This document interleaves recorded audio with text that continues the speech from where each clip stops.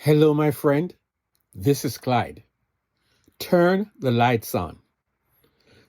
I grew up in a nice home. We had a ton of push-up windows. There were several rooms in the house. It was positioned in such a way that we would get much of the setting sun on the main side of the house. But there was a routine around dusk. My mother would often remind me, shut the windows for fear of mosquitoes, and they were vicious, and turn the lights on. The darkness would descend in an instant. I must confess that I did those things routinely, and I think I understood why. But as I have come to today's conversation, I find I have a deeper understanding of the instruction, turn the lights on. Today, I want us to give serious consideration to my mom's daily instruction to turn the lights on.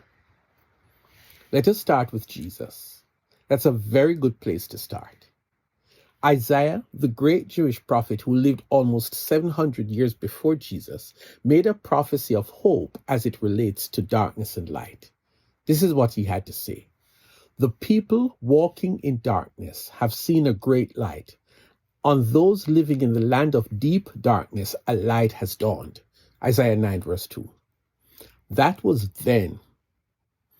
Here comes Jesus so many years later, and in fact, when he was 30, he started his public ministry. Well, let us hear something about Jesus. In him was life, and that life was the light of all mankind. The light shines in the darkness, and the darkness has not overcome it. John 1 verses 4 and 5. Jesus himself added his voice to the conversation about light and darkness when he said, I have come into the world as a light so that no one who believes in me should stay in darkness. John 12 and verse 46. So what do we have here? Isaiah was speaking about the extensive presence and effects of sin, particularly in Palestine, among God's chosen people. It seems that these godly people had traded their godly heritage and lifestyle for one of sin, evil, and so darkness, which represents sin, had practically covered the whole land, and the prophet was seeing a day when the great light would come, and that light would be Jesus.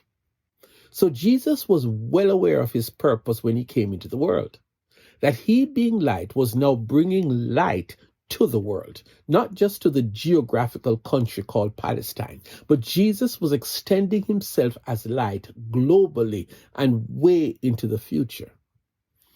Jesus knew that physically his reach was limited to the very place he lived in and did ministry, but his global perspective was never lost on him. So imagine one day he was giving a public lecture to a large crowd of people, and he had this to say: You are the light of the world.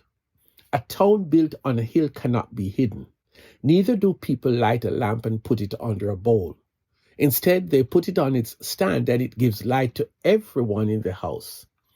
In the same way, let your light shine before others, that they may see your good deeds and glorify your Father in heaven. Matthew 5 verses 14 to 16. That was then, nearly 2,000 years ago. What is it like today? There is darkness all around. Another way to describe the expansive darkness worldwide is to borrow the words of Jeremiah.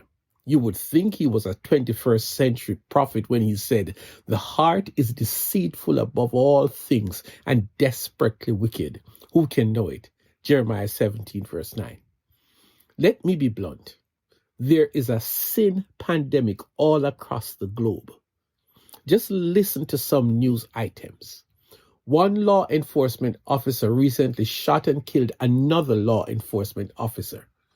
One adult male was arrested in a sting as he had picked up a teenage girl from her home in a separate city and was heading back to his home to make of her a sex slave. The illegal drug trade worldwide is estimated to be about $650 billion, and correspondingly, millions of people all over the world are dying from the sale and use of these illegal substances. There's an increase in death by murder and suicide worldwide. There's an explosion of sexual immorality worldwide. In fact, sex trafficking is a vast network of evil, which is hard to determine its value and numbers because of the underground nature of the crime. I think you get the point. Sin, aka darkness, has enveloped the globe in gigantic proportions. It is everywhere. Jeremiah said what he said nearly 2,500 years ago. I wonder what would he say of the world today. So let us go back to where we started and listen to my mother back in her day. The darkness of sin and evil have spread across the land so much, has covered and consumed our brothers and sisters so extensively that it is time to turn the lights on. It is time, my fellow brothers and sisters, that we begin to shine and shine brightly. Just sharing this message with you today is convicting me, speaking volumes to me, and leading me to ask myself the question, how much of a light am I in my community?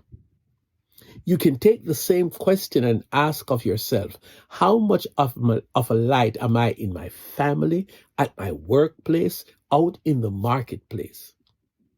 What are we talking about is that as Christians, we are being invited to shine the gospel of Jesus through our lives and our ministry. If I did not turn the lights on soon enough as a child, folks in my home would bump into furniture and doors and walls. That would not be good. If we as God's people do not turn the lights on, then the world would get increasingly worse as sin gets increasingly more rampant. We do not have the time to keep our lights on dim. Let there be light to not just expose the sins, but to attract people to the light, which is Jesus. My fellow Christian brothers and sisters, right where you are, beginning today, just swing around on your seat and turn the lights on. Let the people around you meet Jesus. He is the light of the world, and he will become light in their individual dark life. Turn the lights on.